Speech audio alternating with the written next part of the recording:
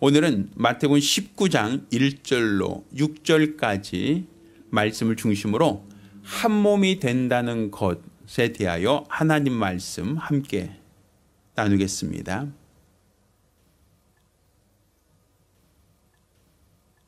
하나님은 살아계신 참 신입니다. 지금 우리는 없는 하나님, 존재하지도 않는 하나님, 가상의 하나님을 마치 소설 쓰듯이 사람이 상상력으로 만들어진 어떠한 가상의 대상을 믿는 게 아닙니다. 또한 오래전부터 이어져 내려오던 전설이나 설화나 어떠한 사람들이 꾸며낸 이야기, 신화와 같은 어떤 과거로부터 전해 내려오던 신화나 전설에 기인한 그러한 믿음을 갖고 있는 게 아닙니다. 지금 우리의 믿음은 하나님, 그 하나님이 살아계시다. 하나님은 참으로 살아계신 참 신이다. 우리가 하나님이 살아계심을 알고 믿어야 합니다. 막연한 대상이 아니고 사람들이 꾸며낸, 사람들이 상상력으로 만들어낸 그런 대상이 아니라 지금도 살아계신 참신, 지금도 살아서 역사하시는 전능하신 하나님을 알고 믿는 것이 바로 저와 여러분이 가져야 될 믿음입니다. 우리가 지금 믿음의 대상 하나님이 누구신 줄 알지 못하고 우리가 신앙생활 한다면 이것은 하나의 종교 행위입니다. 하나님이 누군지 알지 못하면서 노래한다. 하나님이 누군지 알지 못하면서 헌금한다. 하나님이 누군지 알지 못하면서 사람들이 기도하고 봉사한다. 혹은 예배드린다. 이 모든 것들이 다 헛된 것들입니다. 그가 누구신 줄 알고 예배하는 것, 그가 누구신 줄 알고 헌금하는 것, 그가 누구신 줄 알고 기도하는 것, 이게 모두가 우리 신앙생활이지 하나님이 누구신 줄 알지 못한다면 우리 신앙은 헛된 겁니다. 세상 종교와 다를 바가 없다는 얘기입니다. 지난달 중국 상해에서 우리나라 양궁 선수들이 금메달 6개 중에 5개를 독식했다는 얘기를 들었어요. 남녀, 개인, 단체, 혼성해서 5개의 금메달을 휩쓸었다라고 해서 전 세계적인 어떤 언론이 한국 양궁이 대단하다 이런 어떠한 극찬을 쏟아냈다는 말을 들었어요. 그럼 이 양궁을 잘하는 사람들은 어떤 사람이겠습니까? 그냥 활이 좋아서 양궁 잘하는 게 아닙니다. 관역, 그 관역을 정조준해서 시위를 당겨 화살을 쏴서 그 중앙 표적에 잘 맞힌 사람을 우리는 화살을 잘 쏘는 궁사라고 말하지 않습니까? 성경에서 죄라고 하는 것은 관역에서 벗어난 것을 죄라고 합니다. 우리 믿음의 대상, 그 대상을 우리가 알지 못하고 하는 모든 신앙생활은 죄입니다.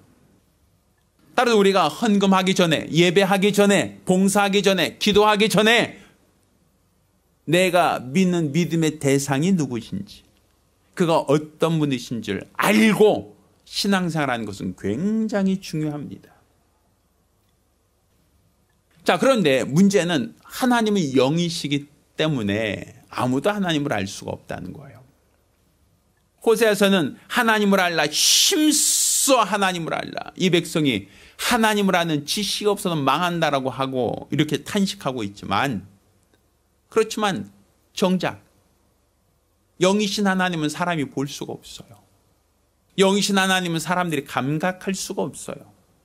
영이신 하나님은 사람들이 어떠한 감각이나 어떤 기술이나 어떤 능력으로 그를 분별할 수가 없단 말입니다. 왜? 영을 본 사람이 없으니까. 영은 감각할 수가 없으니까. 그래서 사람들은 감각할 수 있는 대상을 만들어 놓는 겁니다. 돌이나 어떤 쇠붙이나 나무를 깎아놓고 신이다라고 우상을 섬기는 겁니다. 그렇지만 이것은 하나님이 가증 여기시는 겁니다.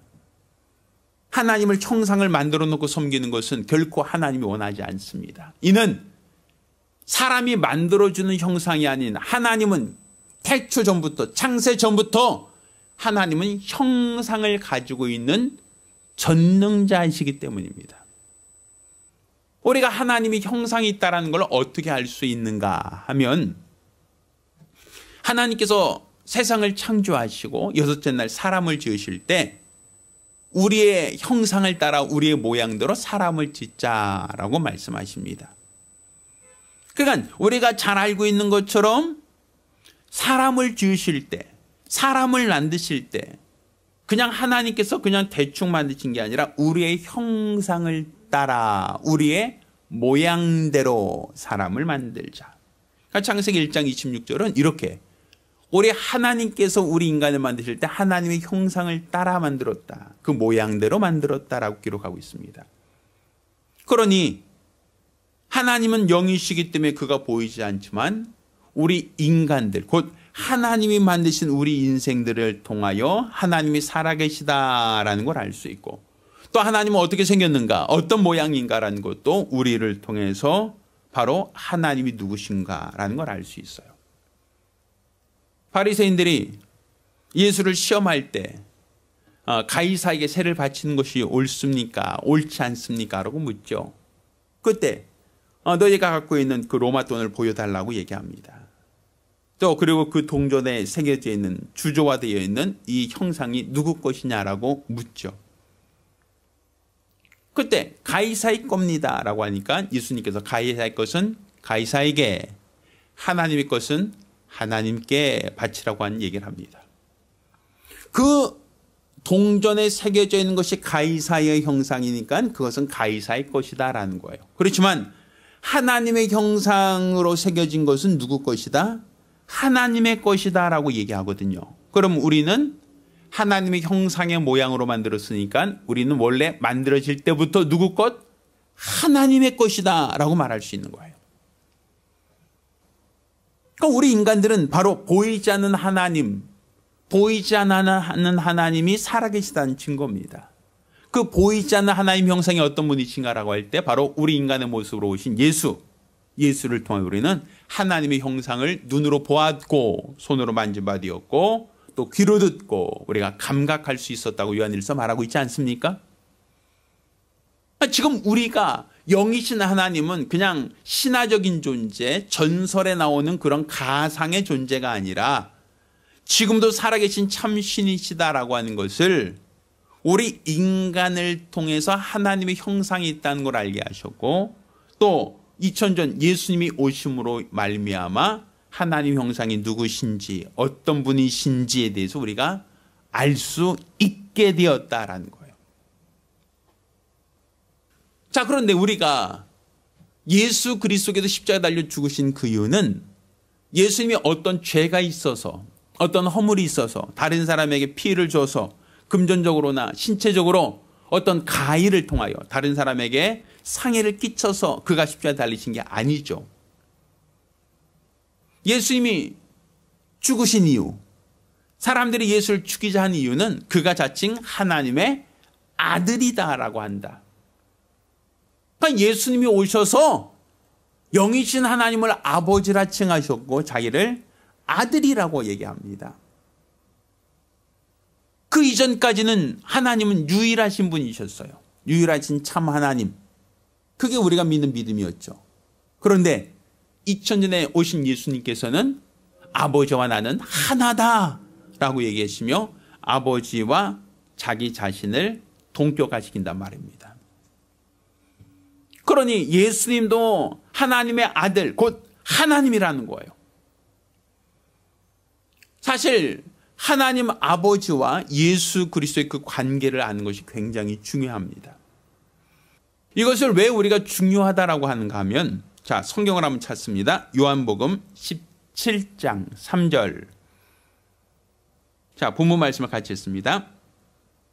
영생은 유일하신 참 하나님과 그의 보내신 자 예수 그리스도를 아는 것이다 라고 말씀하시죠. 자, 우리가 영생을 얻는다라는 것은 우리 신앙의 근본적인 목적입니다. 그러니까 주 예수를 믿으면 너와 내 집이 구원을 얻는다.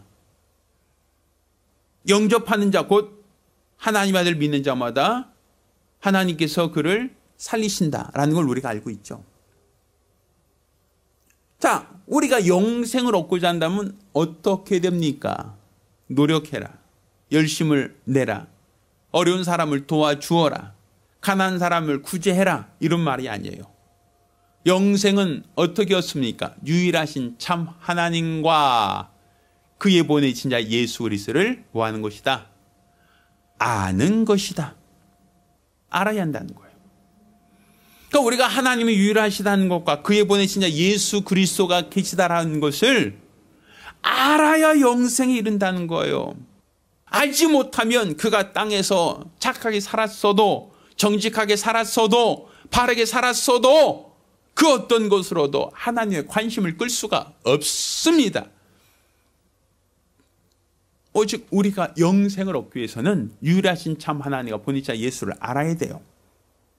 자, 그런데 유일하신 하나님 따로, 그의 보내신 자 예수 그리스도 따로 알면 안 됩니다. 하나님 따로, 아들 따로, 성령 따로 각각 분리된 세 명의 신이다라고 얘기한다면 이건 이단입니다. 이걸 우린 삼신론이라고 얘기해요. 아버지 신 따로, 아들 신 따로, 성령 신 따로 이렇게 얘기하면 결코 우리 정통 기독교에서는 용납할 수가 없죠.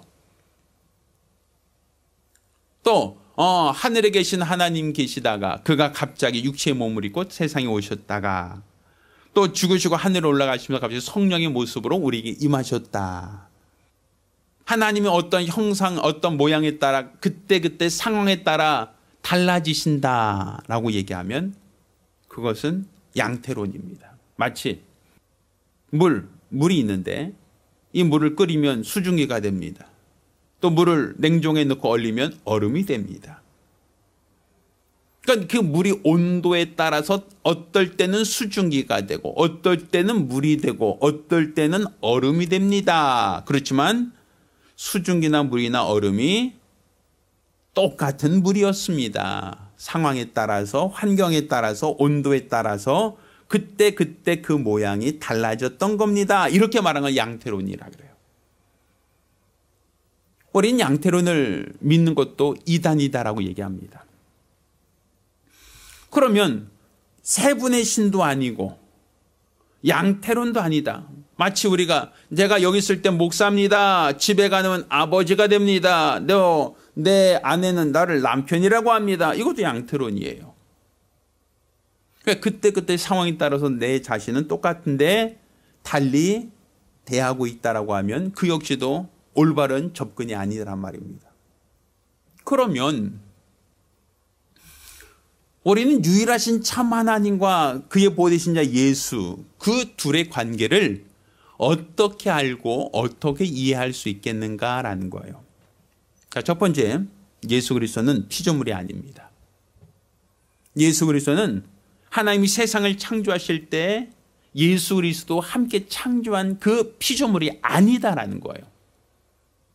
자, 요한복음 1장 1절을 뭐라고 얘기했습니까? 대체 말씀이 계시니라. 이 말씀이 곧 하나님과 함께 계셨으니 이 말씀이 곧 무엇이다? 하나님이시다 라고 말하죠. 창세전에 말씀이 있었어요. 세상이 창조되기 전, 피조되기 전에 원래 말씀이 자존하고 있었어요. 근데 그 말씀이 어디 있었다? 하나님 품속에 있었다라는 것이고 그 말씀은 곧 하나님이시다라는 것이죠. 그런데 그 말씀으로 하나님과 함께 자존하셨던 그 하나님께서 2000년 전에 말씀이 육신을 입으시고 이 세상에 오셨어요. 말씀이 육신을 입고 이 땅에 오신 예수, 그 말씀이 육신을 입으신 그 예수는 피조된 게 아니라 요한복음 1장 14절에 말씀이 육신을 입고 세상에 온 거야. 그러니까 창세 전부터 있던 그 말씀, 하나님의 형상이 마리아의 태를 통하여 육신의 모습으로 세상에 나타나셨다, 보이셨다라는 거예요. 하나님으로부터 분리됐다라는 게 아니라 우리 인간에게 보여주셨다, 나타내주셨다. 왜? 영이신 하나님은 볼 수 없지만, 영이신 하나님은 알 수 없지만, 영이신 하나님은 어떤 사람도 깨달을 수 없지만, 그렇지만 예수 그리스도께서 우리에게 나타나셨다, 보이셨다라는 것이죠. 그러면 원래는 하나님 품 안에 있을 때는 하나님이세요. 그런데 2000년 전에 예수님께서 말씀이 육신을 입고 세상에 나타나셨다라고 할 때 그 나타나신 일을 우린 독생자 예수, 곧 하나님의 본체라고 말합니다. 그러니까 영이신 하나님 아버지와 이 땅에 오신 예수 그리스도, 본체로서의 하나님이시다라고 얘기하죠. 그러면 아버지 하나님과 예수 그리스도는 각각 다른 신인가 하면 그렇지 않아요. 그러면 아버지 하나님 안에 있던 말씀이 왜 육신의 모습으로 이 땅에 나타나셨는가? 이 땅에 나타나신 그 이유가 무엇인가? 그것은 아버지의 뜻을 이루기 위해서. 요한일서 3장 8절에 하나님의 아들이 나타나신 것은 마귀의 일을 멸하려 하셨다라고 기록하고 있죠. 그러니까 하나님의 아들, 곧 말씀이 육신을 입고 세상에 오신 예수를 통하여 하나님은 무엇을 원하셨는가, 무엇을 바라셨는가? 마귀의 일을 멸하기를 원하셨다. 또 무엇을 원하셨는가? 요한복음 3장 16절 하나님 세상을 이처럼 사랑하사 독생자를 주셨으니 이는 누구든지 저를 믿는 자는 멸망치 않고 영생을 얻게 하셨다.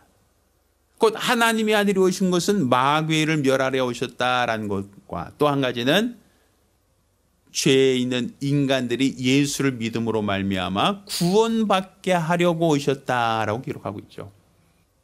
그러니 말씀이 하나님 안에 있을 때는 하나님께서 뜻을 세우시고 그 계획을 세웠다 할지라도 그 뜻을 이루시는 이, 그 뜻을 성취하시는 누구시다? 예수 그리스도다라는 거예요. 그러니까 말씀이 육신이 되어 오신 이를 통해서 마귀를 멸하시고 말씀이 육신이 되어 오신 이를 통해서 죄인들을 구원하신다라고 얘기합니다. 그래서 하나님이 창세전에 정하신 뜻을 누구를 통하여 완성한다? 말씀이 육신이 되어 오신 예수를 통하여 하나님은 그 뜻을 이루신다. 그래서 예수님은 십자가 위에서 다 이루었다라고 선언하신 겁니다. 그러면 이렇게 원래는 창세전부터 하나님이 아들과 함께 자존하시다가 2000전에 말씀이 육신되어 예수가 이 땅에 오신 것, 이것을 우리가 어떻게 이해하고 어떻게 할 수 있는가? 두 분의 신도 아니고 그렇다고 한 분의 신인데 그때 달라요 라고 하기도 어렵단 말이죠. 그럼 우리가 어떻게 이해할 수 있겠는가? 자, 이것은 우리가 로마서 1장 19절로 20절에 이런 말씀이 있어요. 만물에는 하나님을 알 만한 신성이 있다라는 거예요. 하나님이 세상을 창조하실 때 하나님 만드신 이 세상을 통하여 그 세상을 만드신 하나님을 알 수 있다라는 것이죠. 그 만물에는 하나님을 알 만한 신성이 있다. 우리 인간도 하나님 만드신 피조물이죠. 그러니 우리 인간을 통해서도 하나님을 알 만한 비밀, 하나님을 알 만한 힌트가 들어있다라는 걸 우리가 이해할 수 있어야 돼요. 자, 하나님께서 사람을 만드셔야 어떻게 만들었는가 하면 가장 먼저는 남자와 여자 둘을 만든 게 아니라 먼저 남자를 만드셨어요. 한 사람, 한 남자, 아담을 만드셨어요. 그리고 하나님이 그 아담에게 독초하는 것이 좋지 못하다고 하여 돕는 배필을 지으리라 할 때 아담 옆에 다른 흙으로 사람을 만들어 여자를 만들고 아담에게 짝져 주신 게 아니란 얘기예요. 하나님은 아담에게서 잠을 지우시고 그의 갈빗대를 취하여 여자를 만드셨어요. 돕는 배필을 만드셨다라고 기록하고 있죠. 그럼 그 여자는 원래 어디 있었어요? 아담 안에 있었죠. 아담 안에 있을 때 그 여자는 여자가 아니었죠. 누구였어요? 아담의 갈비뼈, 아담 자신이었단 말이에요. 근데 아담이었던 그 갈비뼈, 아담의 그 몸이었던 그 갈빗대 하나를 취하여 하나님이 돕는 배필을 지으리라 하고 여자를 만드셨어요. 그러면 몇 명입니까? 아담 하나, 갈빗대로 지은 여자 하나, 둘이죠. 그런데 오늘 우리가 읽은 이 본문은 뭐라고 얘기합니까? 자, 5절 말씀. 이러므로 사람이 그 부모를 떠나서 아내 합하여 그들이 한 몸이 될지니라는 것을 읽지 못하였느냐. 이런즉 이제 둘이 아니요 무엇이다고요? 한 몸이니. 그러므로 하나님이 짝지으신 것을 사람이 나누지 못할지니라 하시니. 자, 분명 하나님께서 아담이라는 한 사람을 만드셨어요. 그리고 그의 갈빗뼈를 취해서 여자를 만드셨어요. 그러면 아담 따로 여자 따로 둘이죠. 그럼 둘이다, 한 사람이 아니라 두 명이다 라고 할 수 있는데, 또 하나님이 이 둘을 짝지어 주셨다. 둘이 한 몸이 될지니라 이렇게 돼 있단 말이에요. 한 몸이 되라고. 자, 우리가 원래 아담은 한 몸이었어요. 몸 하나였어요. 하나. 그런데 왜 하나님은 그 하나였는데 그 하나의 갈비뼈, 하나의 몸 안에 있는 갈비뼈를 취하여 여자를 만들어 둘이 됐죠. 그런데 이 둘이라고 얘기하지 않고 하나님이 짝지었으니 이 둘이 한 몸이 되라는 거예요. 또다시 하나가 되라는 거예요. 그런데 여기서 우리가 주목할 것은 한 마음이 되라는 게 아니에요. 한 몸이 되라는 거예요. 원래 아담 안에 하와가 있을 때는 몸도 하나고 마음도 하나예요. 갈빗대 자체는 아담 안에 있을 때 별도의 생각을 하지 않습니다. 그냥 아담 자신이죠. 그런데 하나님이 돕는 배필을 지으리라고 하여 그 갈빗대로 여자를 만드셨어요. 그래서 아담, 하와가 구분됐죠. 분리됐죠. 그런데 분리됐다 하여도 둘이 아니라 하나님이 짝지었으니 이 둘은 한 몸이 될지니라. 한 몸이라는 거예요. 그 한 몸이라는 건 뭐예요? 한 마음이란 얘기입니까? 성경은 한 마음이라는 표현이 아니에요. 한 몸이라는 거예요. 하나라는 거예요. 그 얘기는 다른 말로 분리할 수 없다는 거예요. 나눌 수 없다는 의미에서 한 몸이에요. 그러면 원래 하나였는데 왜 굳이 둘을 만들어도 다시 합치는가? 이거는 원래 아담 안에 갈비뼈가 있을 때는 그냥 갈비뼈는 아담 자신이지 아담과 분리된 인격을 갖고 있진 않아요. 아담과 분리된 어떤 위격을 갖고 있진 않아요. 그런데 아담을 잠재워 그 갈비뼈로 돕는 배필 만드신 이후 아담과 하와는 각각 하나님 짝지어서 한 몸이 될 수 있어. 한 몸이 되었다라고 해요. 나눌 수 없다고 얘기합니다. 그렇지만 아담 생각과 하와 생각은 각각 다른 생각을 해요. 다른 의지가 있다는 거예요. 성경에도 이렇게 얘기하죠. 원래 예수님은 말씀으로서 하나님 안에 있었어요. 마치 여자가 갈빗대로 아담 안에 있었던 것과 같은 모습이에요. 그런데 하나님 2000년 전에 아담에게서 하와를 만들듯 하나님 품 안에 있던 말씀이 육신을 입고 세상에 나타나셨어요. 그러면 하나님 따로 예수 따로라고 해야 될 터인데 하나님은 아담과 하와를 하나님 짝졌으니 나누지 못한다라고 하여 그냥 하나라고 얘기해요. 한 몸이라고. 그것처럼 아버지와 예수 그리스도는 나눌 수 없는 하나예요. 그래서 우린 그것을 삼위일체라고 얘기합니다. 일체예요. 몸체. 한 몸이란 얘기입니다. 근데 삼위라고 얘기해요. 위. 여기서 말하는 위라고 하는 것은 자리를 말하는 게 아니라 의지, 인격을 말하는 거예요. 우리 예수님께서 기도하실 때 보면 아버지와 내게 이 산을 옮겨주옵소서. 그렇지만 내 원대로 마옵시고 아버지의 원대로 되기 원합니다 라고 기도하셨죠. 여기 보면 내 원하는 바가 있어요. 그렇지만 내 원대로 마옵시고 아버지의 원대로 되기 원합니다. 그러니까 내가 원하는 바가 있지만 아버지 원하는 바대로 하겠습니다 라고 기도하시죠.